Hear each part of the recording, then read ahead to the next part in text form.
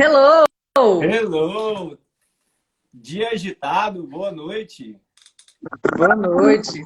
Não, é porque eu falei, beleza, eu vou participar, tô pronta. Aí na hora que eu olhei pro espelho, eu falei, Divino Pai Eterno, eu tenho que me arrumar. Só que meu cabelo, ele me odeia. Aí eu só fiz uma make, botar uma massa corrida pra poder ficar com a cara de que tô Eu que super tenho o elegante, privilégio, eu tenho o privilégio de te ver quase todos os dias, né, antes dessa arrumada, pandemia. né? Hã? Não em casa, fazendo Não, teletrabalho, toda, achei sempre toda bem arrumada. produzida, como sempre. É natural, né, Desi? Esse charme todo. Quem vê até pensa, não, pai, não é assim Va- não. Vamos só enrolar uns 2 minutinhos aqui, porque eu sei que a sua audiência é grande, a minha não, é um monte de amigos junto aí Nada, sou. conversando. Mas Deixa eu só dá perguntar, tá me ouvindo bem? perfeitamente. Um ruidinho ou outro aí, mas eu não sei se é meu ou se é seu. É porque a vizinha grita com as crianças. É? É, aí eu não vou falar pra ela não ver que eu tô sabendo, mas tudo bem. Desculpa, viu, gente? Eu vou fixar o comentário aqui. A vizinha da Desirê. Não, chega de polarização na vizinhança. Não, Mas, é, a gente tem que Desirê, ser legal. acho que a gente já atingiu um público aqui que deve ser quase o meu alvo aqui mesmo, que é essa casa que está ótimo, né?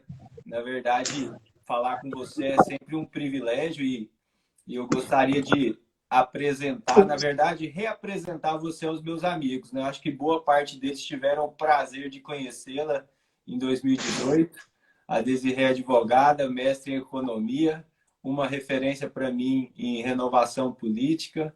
Eu a conheci em 2018, quando eu procurava o meu candidato, como sempre faço em qualquer eleição, procuro um candidato logo de imediato para manifestar o meu apoio assim que eu identificasse com as ideias e as propostas. E eu acho que foi o prazo de abrir o folheto e identificar todas aquelas pautas que nós vamos falar aqui hoje e te ligar e você atender no maior bom coração no meio de tantas viagens durante o estado. A gente demorou, inclusive, para se encontrar pessoalmente, mas falávamos quase todo dia. Fiz questão de passar lá no seu escritório, pegar alguns papéis, o que eu pudesse para contribuir. E hoje a gente está aqui, né? Hoje eu gosto de dizer você é agora uma amiga, uma conselheira e é uma realidade também, né? Hoje, subsecretária de empreendedorismo da Secretaria de Indústria e Comércio, tenho certeza que está fazendo a sua parte. Inclusive, todos nós ficamos sabendo hoje pelas redes oficiais do governo que houve um lançamento bastante substancial, que se você pudesse falar um pouco sobre isso também, é muito animador nos períodos que vivemos, né, de pandemia.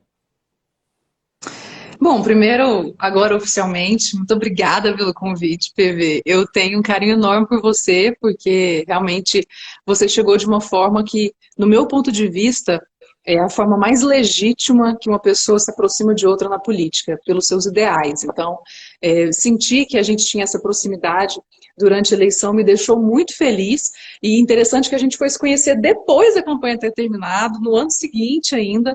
Então, eu realmente tenho uma gratidão enorme por essa ajuda que você me deu durante a campanha.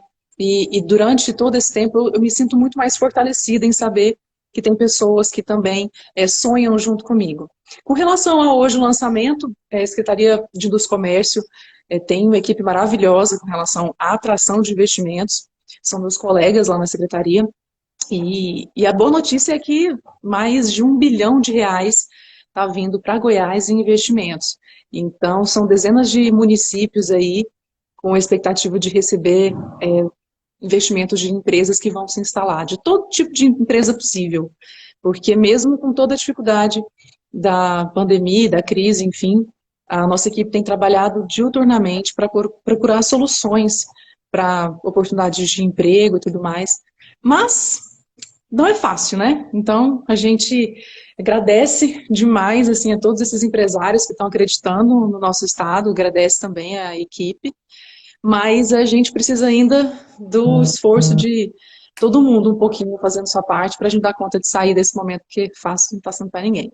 Mas vamos embora, vamos conversar esse assunto aí, que a gente tem muita coisa para falar sobre renovação política, que eu estou animada para a gente conversar.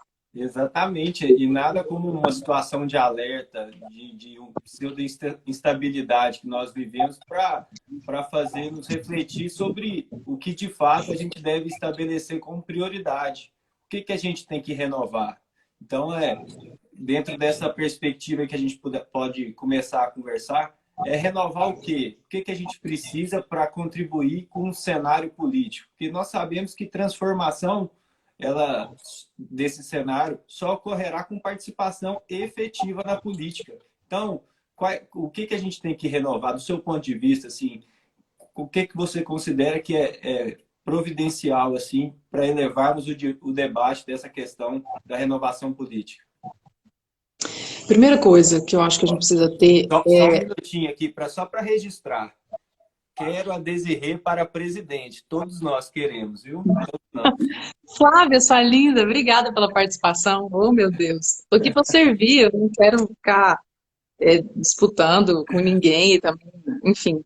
É engraçado isso, né? Porque quando a gente entra na política, as pessoas elas começam a participar e a querer torcer pela gente. A gente fica assim tão empolgado, mas a gente entende que tudo tem um passo a passo, sabe? Com Eu certeza, agradeço. assim como a gente quer a Flávia também na política, né? É isso aí, a Flávia é uma pessoa muito inteligente. Deixa eu ver, é a Flávia que eu estou pensando, empreendedora, uma guerreiríssima, que realmente me inspira muito como mulher, como esposa ali, é uma mulher incrível. Mas sobre questão de renovação, primeira coisa que a gente precisa fazer, sair da bolha. Eu acho que a gente tem muita dificuldade de enxergar além do que está sendo dito hoje em dia pela mídia, pelos principais meios de comunicação, e até mesmo as principais fontes de opinião política, sabe, que a gente tem no país. Se a gente for capaz de romper essa bolha e ir a fundo para estudar, para entender de fato quais são os reais problemas políticos, eu acho que a gente já vai começar a ter uma renovação muito mais consistente. Obviamente que essa renovação política, ela se dá não somente com relação ao conteúdo.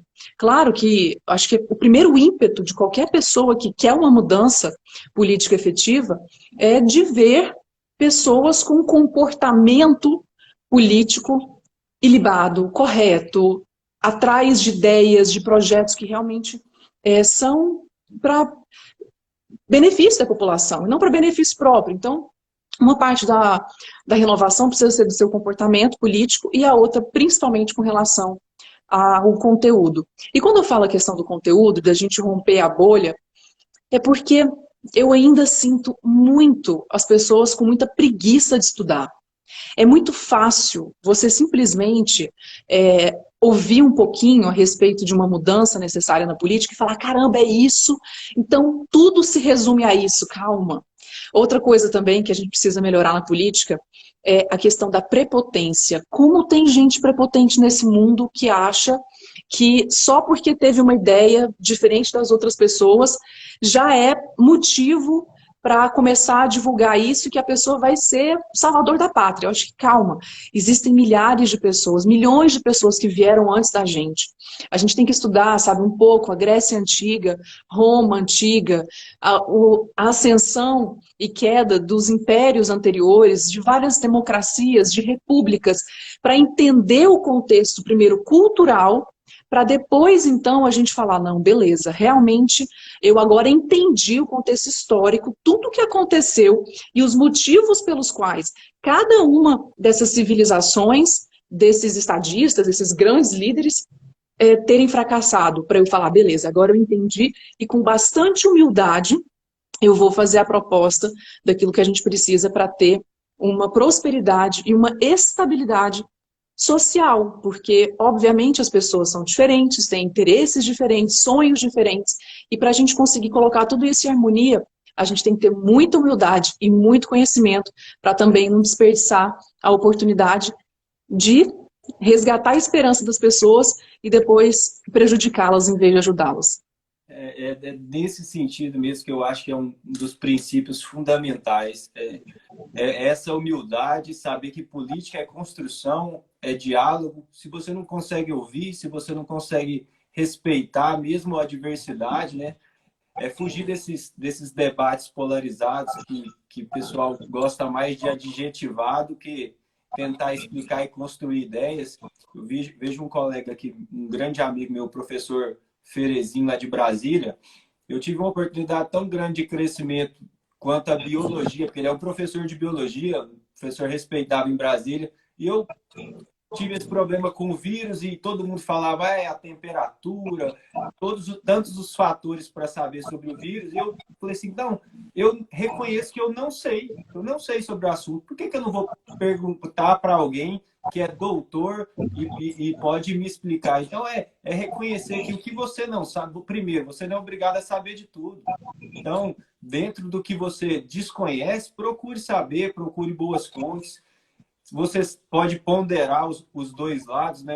Hoje em dia, e eu falo assim, dentro dessa premissa que você estabeleceu do diálogo e sair da bolha, eu vejo postura de muitos parlamentares que se consideram independentes, que entraram na política já com essa convergência de ideias que nós estamos discutindo aqui, que é uma independência mesmo.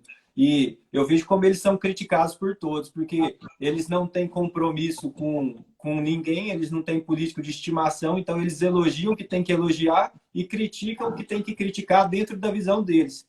E tomam paulada de todos os lados, né? E a gente pode identificar até uns candidatos mais à direita e mais à esquerda, apesar de eu querer fugir desse estigma, né? Mas eu vejo candidatos do Novo sofrendo por isso, assim como vi a Tabata na época da reforma da Previdência, sendo chamada de tudo quanto é tipo de nome pelo pessoal mais alinhado com os seus pensamentos. Então, faz todo sentido mesmo. Eu acho que uma das premissas é essa mesmo, é o respeito, é a humildade, é saber que você não tem que falar só de ouvir, você tem que falar de estudar mesmo.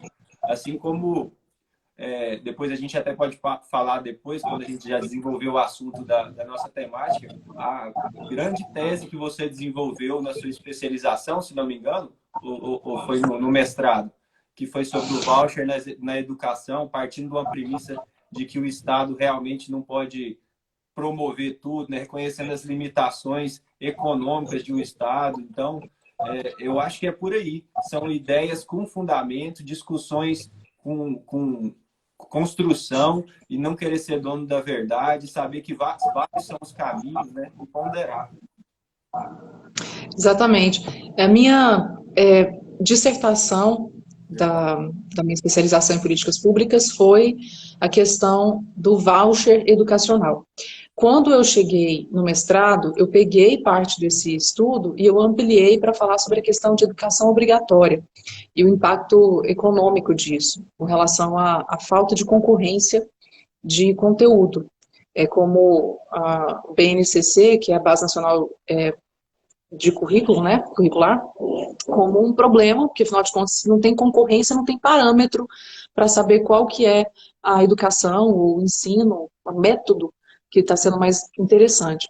Mas, voltando para a questão que a gente estava discutindo, eu até vejo, assim, que esses jovens políticos que têm entrado, assim, na política e têm conseguido muito destaque, eu percebo que muitas vezes as pessoas elas não entendem que às vezes nem eles estão sabendo o que eles estão defendendo, sabe?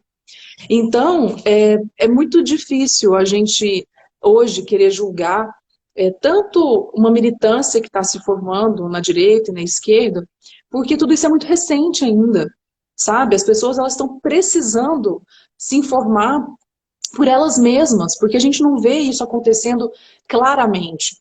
Eu sou uma adepta do debate mais explícito possível, naquilo que a pessoa entende por esquerda, naquilo que a pessoa entende por direita, de uma forma bastante clara e verdadeira, para que as pessoas entendam, para que elas consigam beber da fonte real daquilo que é esquerda e direita.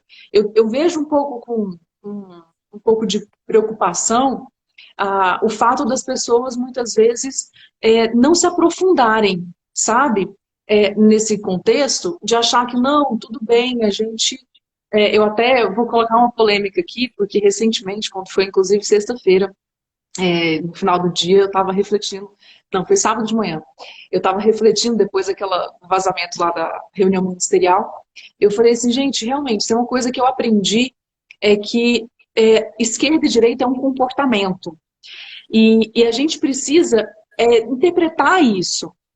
E no meu ponto de vista, com todo o estudo que eu tenho adquirido recentemente, assim, porque eu também, até antes da pandemia, já tinha uns livros que eu estava ainda devendo para ler, e eu acho que eu tenho atualizado e tenho, nossa, crescido imensamente, assim, durante esse período de pandemia, porque eu tenho aproveitado esse momento para expandir mesmo o meu horizonte de visão.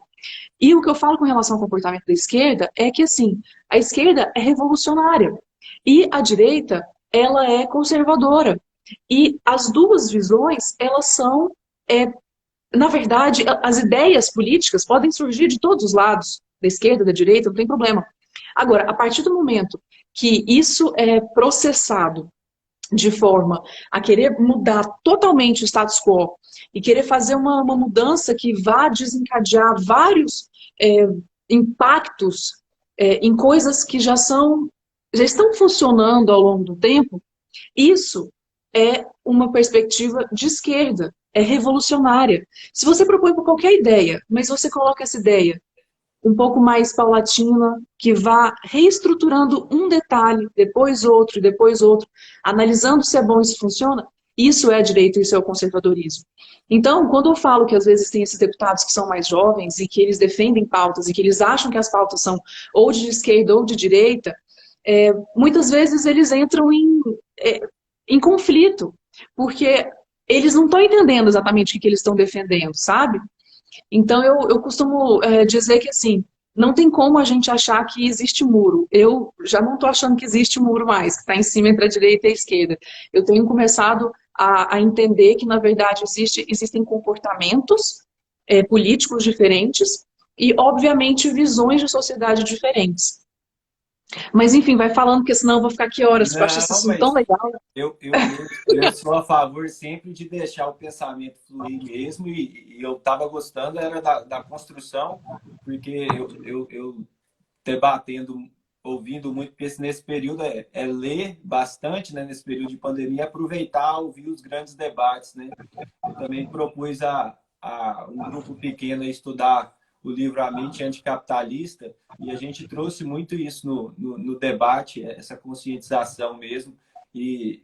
Engraçado que eu vi uma pesquisa recentemente, recente não, a pesquisa é um pouco antiga, mas do IPEA, e você falando das contradições dessa outra ala ideológica que a gente não compartilha muito, mas respeita, que eles são sempre a favor do Estado, sempre a favor de combater todas as desigualdades. É uma bandeira, de fato, muito bonita, né?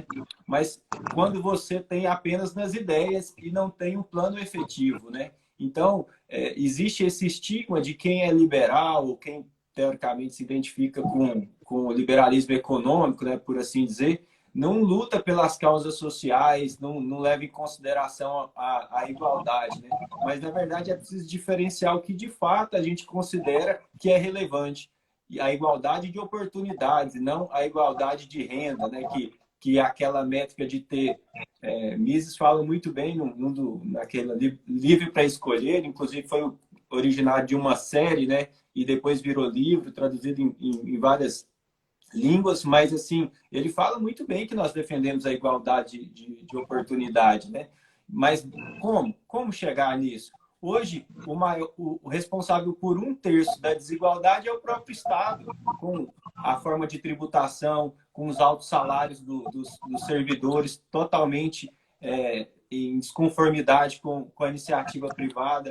Então, é muito importante que se discuta isso. Qual que é a igualdade que se almeja? Por exemplo, todos nós sabemos, é alardeado, é a primeira resposta de todos nós. Como é que a gente consegue transformar o país para que seja o país do futuro? Educação. Todo mundo fala. Mas quem discute? Qual que é a prioridade da educação da antiga pátria educadora?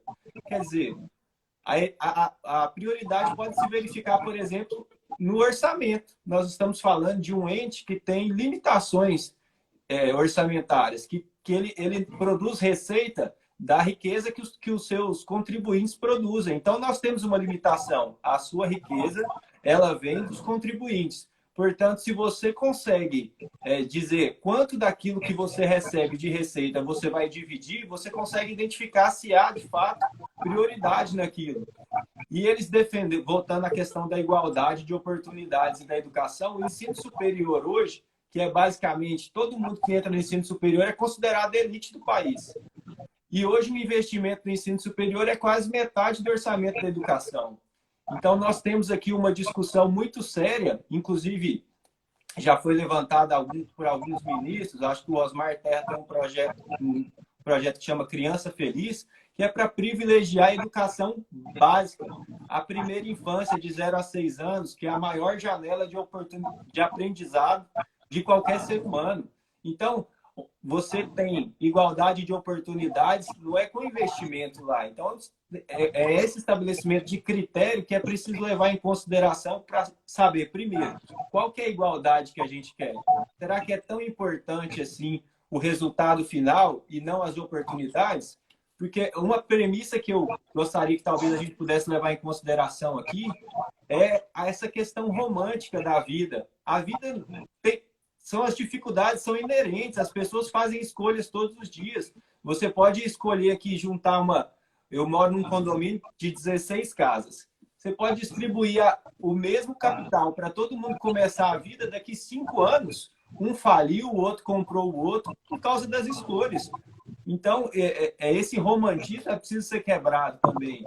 E quando eu trato do romantismo, eu estou falando aqui do indivíduo que valoriza a sua liberdade, que jamais poderá dissociar da sua responsabilidade que vem com ela. Então, é muito isso, reconhecer a liberdade, lutar por ela, como nós temos feito, com tantos ataques e nessa questão da pandemia e atos do judiciário, entre outros, a gente verifica que está sempre em discussão, né? Que nós temos que nos manter vigilantes, mas reconhecer que o indivíduo é sim responsável, ele faz escolhas e ele deve ser livre para tomá-las, né? Sim, e assim, tem uma coisa que eu tenho refletido bastante também, é que não adianta a gente pegar um conceito, uma visão de mundo que a gente tenha para poder aplicar ela na realidade. Eu explico isso. Quando a gente começa a falar sobre ideologia política, sobre pontos de vistas políticos, a gente tem que começar a pensar na crença primordial que essa pessoa tem para começar a entender o que ela quer dizer com aquela agenda, com aquela ideia política que ela tem. E existe uma coisa que eu, por exemplo, não sabia, que significa gnosticismo. O que é o gnosticismo?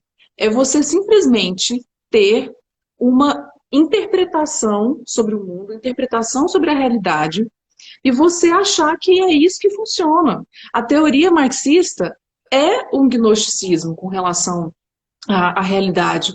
E eu vou te dizer que eu, por exemplo, não caí nessa, mas eu caí em outra. Porque quando as pessoas falam, porque eu sou anarcocapitalista e etc., essa visão anarcocapitalista, ela não deixa de ser gnóstica. Porque ela é uma interpretação de que em um estado perfeito, um estado ideal, romântico, utópico, idealizado, que nunca existiu, as pessoas passam a achar que esse sistema, então, ele seria o sistema perfeito e que a gente tivesse que, aqui na Terra mesmo, buscar corrigir esses erros que foram realizados. Sendo que se a gente começa a pensar a visão cristã, ela não entende assim. A visão cristã de mundo tem a interpretação de que, de fato, esse mundo é imperfeito, sim. Esse mundo tem injustiça, sim. E a gente não tem que corrigir isso nessa vida, porque a gente tem que buscar ser bom e correto, assim como Jesus Cristo ensinou, para que a gente alcance a vida eterna.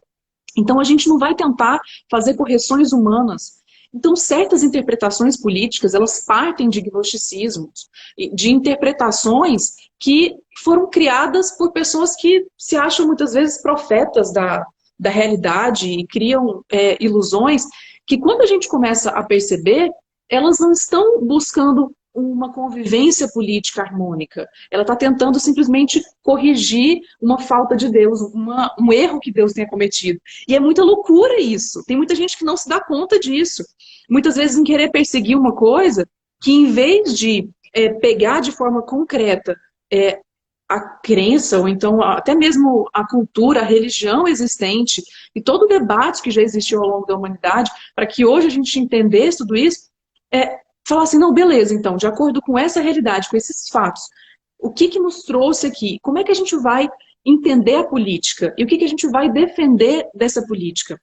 Eu acho que é isso que a gente precisa. Porque quando a gente começa a fantasiar demais e a criar suposições sobre interpretações da vida, a gente começa a incorrer em problemas que, por exemplo, acarretam o que aconteceu com Hitler. Porque tem gente que não entende que foi isso que aconteceu.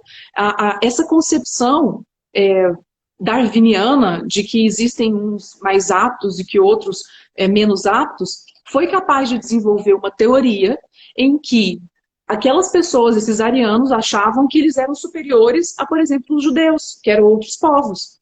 Isso fez com que essas pessoas entendessem assim, então se nós somos, estou querendo me colocar no lugar dos arianos, pensando assim, se esses arianos são mais inteligentes, são mais especiais, mais evoluídos, logo vamos matar o resto da galera porque a gente está ajudando a natureza fazendo assim. E afinal de contas, já que com o tempo a evolução vai se dar para aqueles mais aptos, os mais aptos somos nós, então a gente manda no pedaço e vamos matar todo mundo. Então, a gente tem que tomar muito cuidado também, antes de falar sobre esquerda, direita, de falar sobre renovação política, sobre falar sobre qualquer outro contexto, se a gente não entende as motivações anteriores, aquelas interpretações religiosas, aquelas crenças basilares para formar esses pensamentos, para que a gente não incorra nesse tipo de gnosticismo, nesse tipo de loucura que acaba sendo desencadeado por simplesmente uma falta de conhecimento histórico e cultural para realmente subsidiar toda essa discussão política, sabe? Sem dúvida. Eu acho que no sentido de estabelecer as crenças mesmo e os princípios de cada indivíduo, né? Seria muito honesto se todo mundo começasse uma conversa estabelecendo cada um o seu, né? E só dando um pitaco aí sobre o que você discorreu muito bem, dentro do meu pensamento eu chamo de cosmovisão. Na verdade, do meu não, porque é desse rapaz aqui que tem esse livrinho aqui, ó, que depois eu posso até mostrar para vocês, mas ele fala muito bem sobre isso e sobre a importância da gente ler tanto os gregos como ler Santo Agostinho para entender muito bem as concepções e as discussões que estão sendo tratadas, né, nessas políticas identitárias, entre outras coisas. Mas como esse não daria o foco para mais umas 5 lives, eu acho melhor a gente voltar para a questão das crenças, mas eu queria só destacar essa questão da identificação da cosmovisão de cada um mesmo. E agora, voltando para estabelecer as crenças e os valores que eu quero tratar aqui, eu entendo que, como a gente já colocou aqui, que seria fundamental para esse novo cenário político, reconhecer a liberdade do indivíduo, que o indivíduo ele é o próprio formador de riqueza, né? Que ele é capaz de tomar as suas decisões, que o mundo não é perfeito, que a gente tem que buscar transparência para verificar todos os nossos processos, né? A gente vê as dificuldades que nós estamos tendo aí com todas as limitações que a legislação permite. A gente vê Polícia Federal atuando mais que muita Secretaria de Saúde que atuou nesse estado. A gente viu no Rio de Janeiro, operação hoje em Fortaleza. Então, identificar, gente, peraí, o Estado, então, ele tem limitação de recursos. O recurso tem que ser o quê? Bem gasto. Será que ele está sendo gasto de acordo com as prioridades? Qual que é a função do Estado? O que ele deve tomar conta? Você já chegou a refletir sobre isso, Desirê? Qual que você entende que deve ser exatamente as funções do Estado? Eu, sinceramente, no começo da minha discussão política, assim, eu refleti, quebrei a cabeça várias vezes para responder essa pergunta que você está me fazendo. Hoje, eu acho que eu ando um pouco mais pé no chão, sabe? Porque quando eu sou uma pessoa assim que eu gosto daquele gráfico, sabe? Esforço versus resultado, sabe? Sim. Impacto versus esforço. E aí eu fico pensando que muitas vezes a gente fica pensando qual é o papel do Estado, a gente vai estar buscando muito o conceito, o ideal, o propósito, sendo que a gente está com um monte de problema diante dos nossos olhos para serem resolvidos, sabe? Então, eu não consigo mais parar nesse momento para ficar discutindo sobre esse assunto, porque eu acho que a gente perde a oportunidade de falar, beleza, com o que a gente tem hoje, o que a gente pode fazer? Sabe? A Uhum. gente tem um Estado mega inchado em vários aspectos, sabe? E, assim, em grande parte desses aspectos que a gente realmente precisava para ter uma democracia liberal como a gente tanto sonha.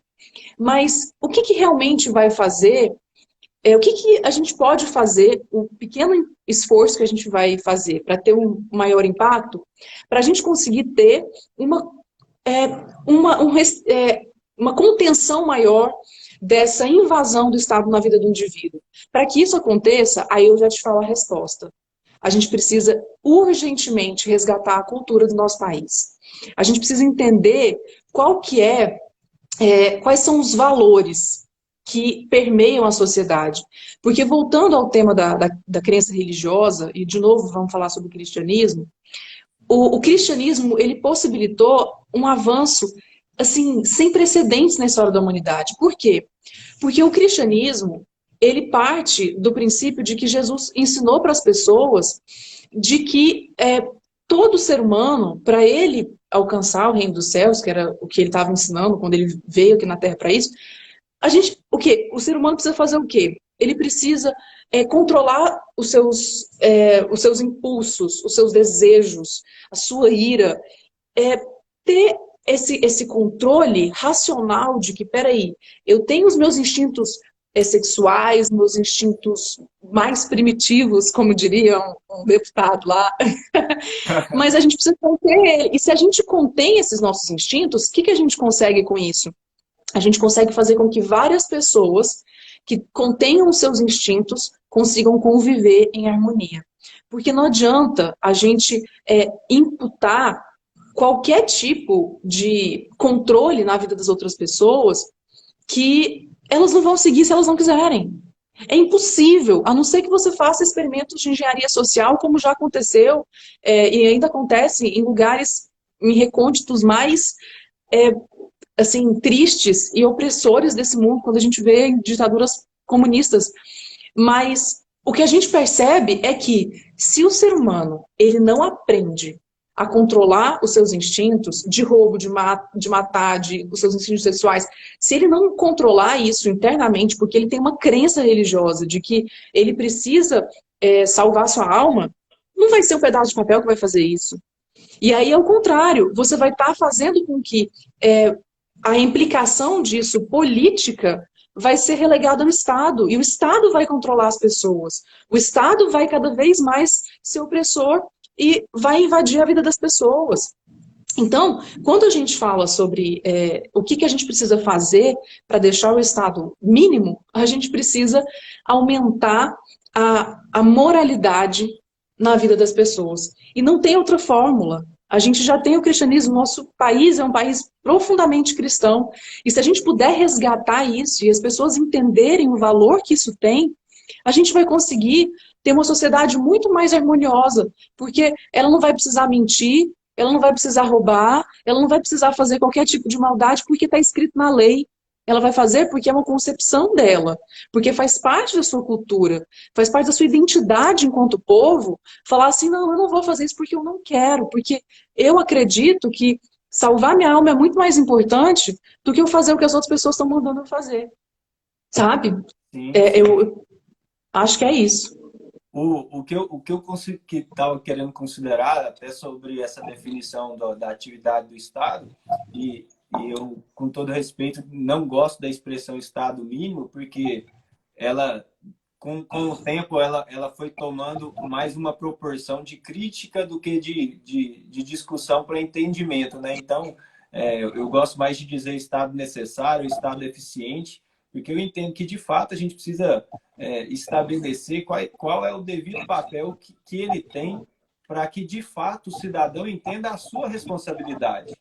Porque Uhum. é o que, sem querer ficar citando grandes pessoas assim para parecer muito erudita, alguma coisa assim, mas Kennedy dizia, né, que não é o que o Estado pode fazer para você, mas é o que você pode fazer para o Estado.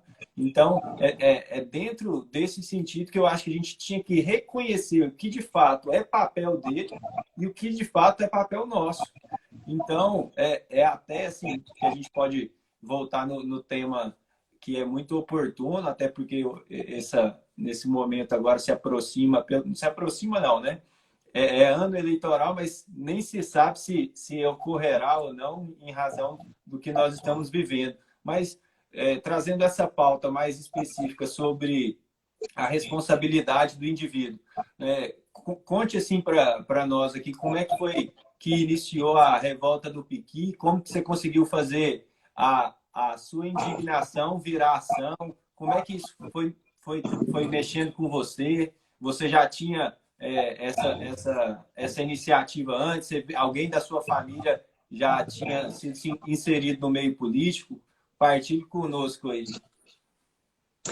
Então, para ser o mais objetiva possível, para não contar essa história, porque ela é até um pouco longa, assim, tem altos e baixos, tem Sim, muito estudo, enfim. como tudo na vida, né?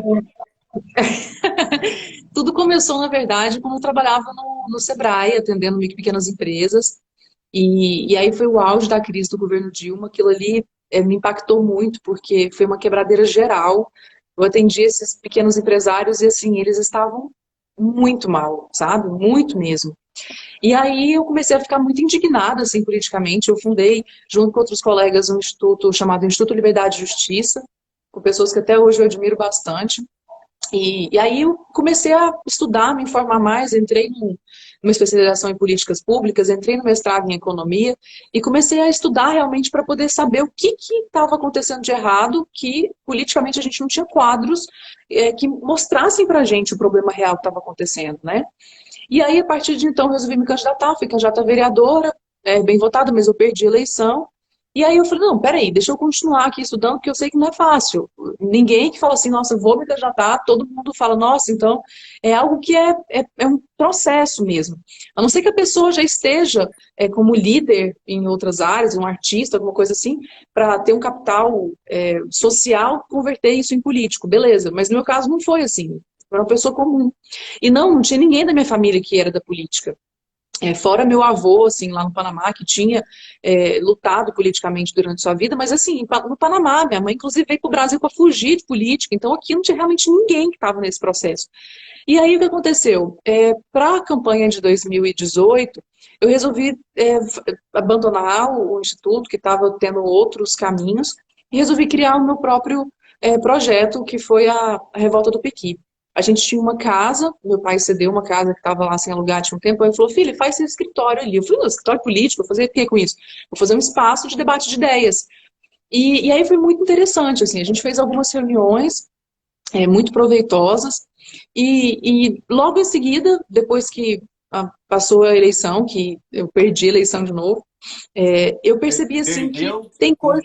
só uma parte, perdeu, mas com 10 mil votos, muito bem votada, né? Então, eu sei que fica um sentimento assim, mas é preciso dizer também o tamanho disso, né? É representativo, apesar de não ter sido o êxito final, né?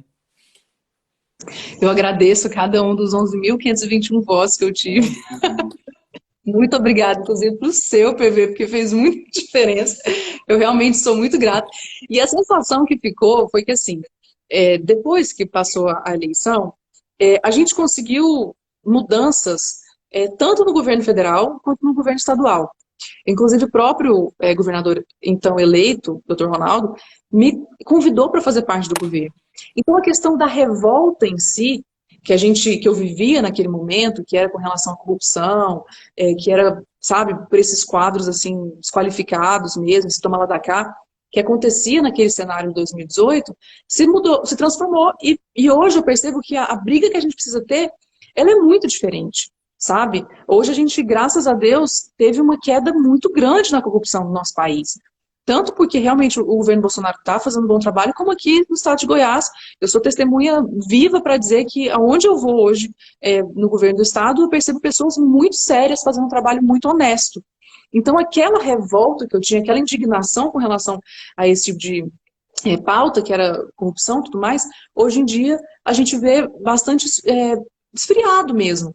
O que a gente percebe hoje são invasões de competência, poder executivo invadindo poder judiciário, invadindo tanto o legislativo com ativismo judicial, quanto também o poder executivo, dando pitacos, decisões monocráticas, assim, que nos preocupa bastante.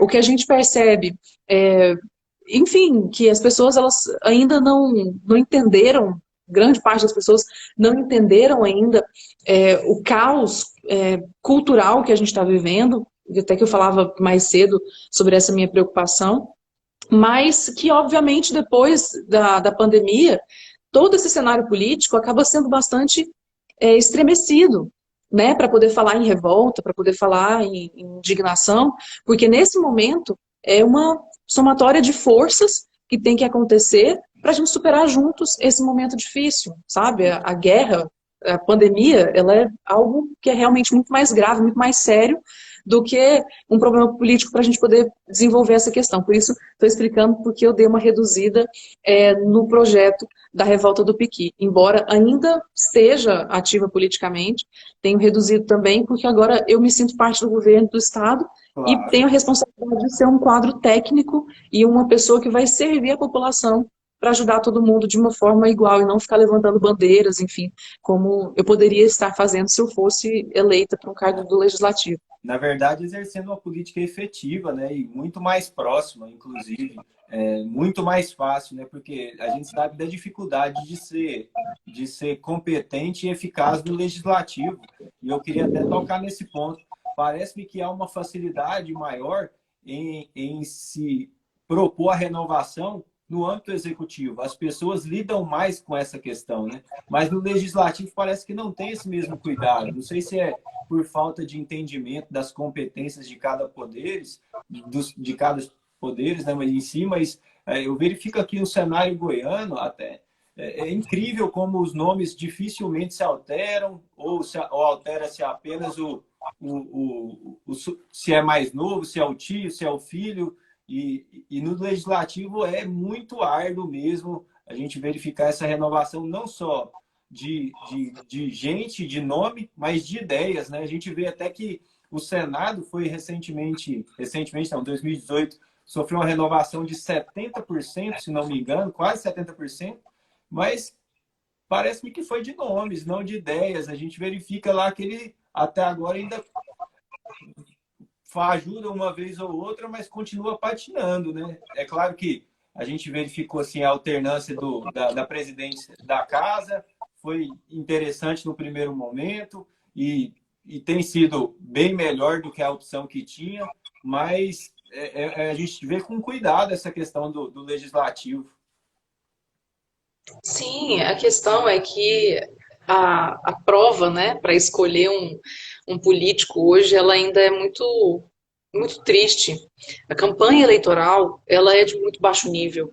As pessoas que votam, infelizmente, a grande massa de eleitores, não costuma ter esse trabalho que a gente está fazendo aqui, sabe? De conscientizar, de entender, sabe, de estudar para saber quais são as reais motivações de uma pessoa entrar na política, de querer mudar ali seu bairro, o seu estado, o seu país, sabe?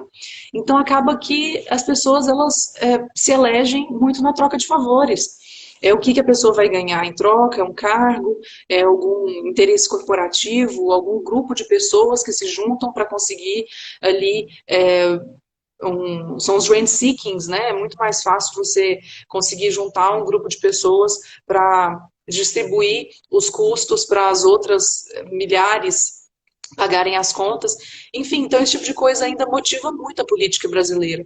Então, se a gente não começar a fazer esse nosso papel de conscientizar as pessoas, a gente vai continuar vendo essa realidade. As pessoas elas ganham a eleição não é na compra de voto, no dinheiro vivo, mas nos interesses que muitas vezes são muito estreitos perto da visão mais ampla que a política exige. Exatamente. E aproveitando que a gente está falando mais especificamente das pessoas se disporem, terem coragem como a gente pôde ver das suas duas participações. Como é que foi esse apoio? É natural a sua rede ou é muito fechado? É difícil que as pessoas se voluntariem, entendam o projeto? Conta a sua experiência aí para quem já teve essa iniciativa, teve essa coragem, porque eu acho que é uma grande coragem tentar sair de uma família que não tem tradição. Como você disse, você não tinha uma liderança fixa, social, você teve que construí-la e foi assim, continuo falando, uma votação expressiva e é sim um grande exemplo, inclusive para as mulheres se envolverem mais na política. Não, eu falo sem querer ficar jogando confetes para você, você sabe que se precisar fazer qualquer crítica eu também faço, mas eu queria entender, assim, quando você saiu, as pessoas olhavam para você, quando você falava para elas das suas ideias, como uma pessoa que estava querendo se aproveitar, ou você conseguia engajar facilmente as pessoas? Nunca é fácil. Quando a primeira pessoa decide, a primeira vez que a pessoa decide se candidatar, por mais bem intencionada, todo mundo vai criticar. Todo mundo vai perguntar, falar, tem alguma coisa que essa pessoa está querendo. Não adianta, pode ser a igreja, pode ser uma pessoa assim que a vida inteira você viu fazendo caridade, falar, mas a pessoa está querendo alguma coisa. Isso é natural do ser humano, sabe? Eu também não julgo, porque eu também costumo fazer isso. Eu acho que é normal você questionar a índole, a intenção que essa pessoa que está colocando seu nome ali para disputar uma eleição realmente tem. Então, de fato, isso aconteceu comigo e aconteceu e continua acontecendo. Perguntar assim, sobre amizade, tem gente assim que eu sofro até hoje que parou de falar comigo por causa de política, sabe? E ok, mas acontece, são visões de mundo, e a gente tem que entender que cada pessoa aproveita a sua passagem pela Terra de uma forma especial, assim, toma decisões, cada pessoa toma as suas decisões de acordo com seus valores, seus princípios, seus sonhos, né? Então, eu acho que eu entendendo o meu lugar, eu até imagino que isso também acontece com você, até por isso eu tenho certeza que você está fazendo essa live, entendendo a sua responsabilidade, que a gente às vezes se enxerga no lugar do mundo que fala assim, peraí, eu tenho uma vida economicamente estável, eu não preciso loucamente, assim, se eu não comer, se eu não trabalhar hoje, eu não vou passar fome, sabe? Mas tem muita gente que precisa trabalhar hoje para comer o pão de hoje. Então, essas pessoas não vão ter tempo para ficar lendo sobre a política na Grécia Antiga, sobre o direito romano, sobre toda a história do cristianismo, sobre todas as ascensões e quedas de todos os impérios, Primeira Guerra, Segunda Guerra. As pessoas elas não têm tempo para isso. Então, se eu tenho tempo e tenho paciência para ficar estudando e outra, tenho essa vontade mesmo de olhar no olho de cada ser humano e falar assim, deixa eu te falar uma coisa, é o seguinte, o mundo tem esse problema. Se você não entendeu, eu te explico. Mas você não está afim de entender? Então confia em mim, que eu estou aqui para poder fazer o melhor que eu posso. Sabe? E eu acho que é isso que eu me dediquei a fazer. Eu não sei onde isso vai parar, não sei se de fato eu vou dar conta de ser tão útil, servir as pessoas, um cargo eletivo um dia, mas eu acho que parte muito dessa responsabilidade de falar assim, eu estou num lugar que exige um posicionamento político, uma participação política, que talvez outras pessoas não tenham oportunidade, porque não tem tantas redes de contato, não tem tanto acesso a pessoas, não tem acesso a informação, a conhecimento. Então, eu acho que tudo bem a gente ser massacrado no começo, e até por pessoas que têm má índole, isso sempre vai acontecer. Tudo bem se a gente, às vezes, tiver que passar por situações desagradáveis, de pessoas fechando a porta na nossa cara, de pessoas xingando, ad hominem, porque você é isso, é aquilo, a pessoa nem conhece a minha história, não sabe nem quem eu sou, mas já começa a me xingar, a brigar, mas tudo bem, sabe, eu sempre penso, eu tenho um Deus que veio nessa terra e foi assassinado, sabe, passou uma trajetória de cruz, para deixar o exemplo de santidade na Terra, quem sou eu para falar que meu sofrimento está muito, sabe? Então, beleza, bora. Vamos seguir, vamos fazer aquilo que tem que ser feito, sabe? Eu acho que é por aí. Excelente. Realmente é uma dificuldade que a gente verifica aí, mas como faz parte das nossas premissas também, reconhecer que o mundo não é romântico, que haveria dificuldade inerente, né? reconhecer a responsabilidade também, e se não for eu, quem, né? Se não for agora, quando? Né? Então, é muito de cada pessoa mesmo, é pessoal, mas também a gente não pode deixar de torcer, né? De fazer essa torcida para que outros se exponham também, tenham essa coragem de que quando isso ocorrer, encontre apoio, né? Então, é fundamental. Eu tô você sabe que é a minha primeira vez com live, né? Eu não É sou muito, mesmo? é, eu não sou muito dessas redes, não. E eu sei que tem uma limitação de uma hora. Eu sei que tem uma limitação de uma hora. Então a gente vai fazer o seguinte: a gente vai falando. Se isso aqui um dia me avisar, eu te falo que vai acabar. Se ele acabar, é porque eu não sei mesmo de fato se ele avisa ou não. Mas então, eu só queria te avisar, mas que a gente pode continuar conversando ainda. E tá muito bom. Tinha alguém Tá, fazendo mas eu não alguma... entendi o que você falou. Se o trem cair, o que faz? Gente, computador. Não, é porque pelo que eu tenho visto da minha experiência com live, o pessoal tem limitação de uma hora. Agora eu sei que a gente está chegando perto do nosso horário. Não lembro exatamente o horário que a gente entrou. Mas então a gente pode seguir e se ela cair foi porque ela acabou, não foi porque eu terminei, não. Entendi. Não, tá beleza. Eu até nem sei mais quais eram as pautas que a gente tinha para poder falar. Eu vou botar um foninho que ficou bem baixo. Eu não sei o que aconteceu aqui com o som. Talvez. Tinha Nossa, diminuído. melhorou muito. Ai, voltei. Opa! Gente, Eu derrubei tava o telefone aqui. Mas Pronto, vou é, ficar é segurando. isso. Aqui, ó, PV, então falaram aqui, agora é a me minha parte. informaram. A minha cunhada acabou de me informar, ela que é a rainha das lives, ela Ah, faz é? live, ela trabalha com isso, então está fazendo um trabalho. Ela é nutricionista, então ela está dando um curso sobre introdução alimentar. Né? Essa mocinha aqui já não tem mais essa idade aqui, ó. Hoje ela tem 1 ano. Aí Ah, que gracinha. A Ana, a Ana Clara divulga o trabalho dela e participa dos experimentos e dos estudos. Então, ela acabou de me informar. Mas você estava falando, desculpa, te cortei. Gracinha. Não, cortou não, já tinha terminado. Eu, na verdade, quero fazer pergunta para você. Ó, Inclusive, perguntar para você como é que você tem enxergado o cenário político hoje e o que que você acha que falta hoje na política. então, eu sempre fui um grande fã de pautas federais, né? Eu sempre fui muito envolvido, até por... Eu também sou advogado, como você sabe, e a gente lida com isso com muita frequência, né? Então, eu fiquei muito apreensivo e ainda estou é, para tentar reconhecer quando é que o Congresso vai colocar e aproveitar para começar a aquecer os motores para a gente sair da curva para baixo e começar a subir. Há muito tempo a gente debate as pautas mais importantes para esse país. Quais são, na minha visão? Reforma tributária, administrativa e a revisão do Pacto Federativo. E todo mundo sabe que município nenhum tem dinheiro, que quase todos os estados estão com problema deficitário, que não há responsabilidade fiscal.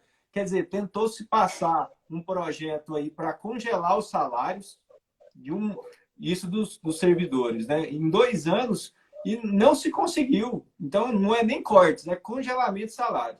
E enquanto isso não se decide, quase todos os estados ou algum município está aumentando o salário de um ou outro. Esse país é quase que inacreditável.